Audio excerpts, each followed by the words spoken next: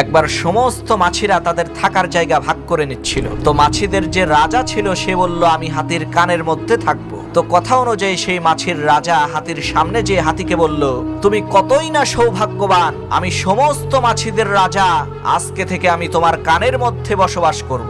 মাছির এই কথা বলার পরেও হাতি কোনো কিছু না বলে চুপ করে থাকলো। তো মাছি ওই হাতির কানের মধ্যে থাকা আরম্ভ করলো। কিছুদিন পর সেই মাছি সিদ্ধান্ত নিল সে আর হাতির কানের মধ্যে থাকবে না। তখন সেই মাছি হাতির সামনে যেয়ে বলল, আমি জানি আমার বিদায়ে তুমি খুবই দুঃখিত, কিন্তু আমার কিচ্ছু করার নেই, আমাকে তো যেতেই হবে। এদিকে হাতি তো চুপচাপ দাঁড়িয়ে আছে। তখন সেই মাছি আবার বলল, কিন্তু হাতির কোনো সারা শব্দ নাই, সে তার মতোই দাঁড়িয়ে আছে। তৃতীয়বার যখন সেই মাছিটা তার সমস্ত শক্তিকে একত্রিত করে চিৎকার দিয়ে বলেছে, তখন হাতি শুনতে পেয়ে বলে উঠলো, আরে বেটা, তুমি আবার কে? তুমি এতদিন কোথায় ছিলে, কোথায় যাবে?